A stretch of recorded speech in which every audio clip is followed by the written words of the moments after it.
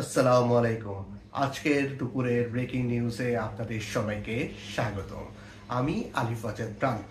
প্রথমেই সংবাদ শিরোনামে যাব না, কারণ আপনাদের হাতে সময় থাকলেও আমার হাতে এত সময় নেই। তাই যাচ্ছি বিস্তারিত। প্রথমেই দেশের সংবাদ। স্বর্ণ কিনতে এসেছেন সামনে বিবাহ করতে যাওয়া একজন যুবক। বাইতুল মোকাররমে স্বর্ণ কিনতে এসে স্বর্ণের দাম শুনেই সে মাটিতে বসে পড়ে। দীর্ঘ 3 ঘন্টা যাবৎ সে কোনো কথা বলছে না। তাকে ডাকতে আরো 4জন লোক এসেছে। ওই 4জন লোক আবার স্বর্ণের দাম শুনে তারাও নিচে বসে পড়েছে। তাদেরকে এখনো উঠানোর চেষ্টা চলছে। এবার আন্তর্জাতিক সংবাদ। পাকিস্তানের বিরুদ্ধে যুদ্ধ ঘোষণা করেছে ভারত।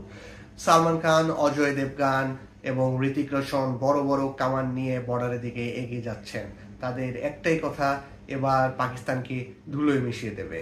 পাকিস্তানের সাথে আছে তুরস্ক, আফগানিস্তান এবং রাশিয়া, এবং ভারতের সাথে আছে আওয়ামী লীগ। আওয়ামী লীগ বলেছে কেউ ভারতের সাথে থাকুক না থাকুক, তারা ভারতকে সমর্থন দিয়ে যাবে। পরবর্তী সংবাদ। আবারও হুঙ্কার দিয়েছেন আপা এবং বলেছেন যে কোনো মুহূর্তে বর্ডার থেকে লাফ দিয়ে চট করে বাংলাদেশে ঢুকে পড়তে পারেন।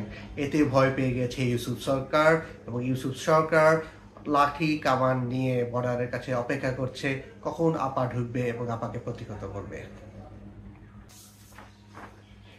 এবার খেলার সংবাদ। ফর্মে ফিরেছেন লর্ড অ্যাসোসিয়েশনের সভাপতি নাজমুল হাসান শান্ত। টানা 9 ম্যাচ 0 রান করার পরে জিম্বাবুয়েকে পেয়ে 50 মেরে দিলেন নাজমুল হোসেন শান্ত।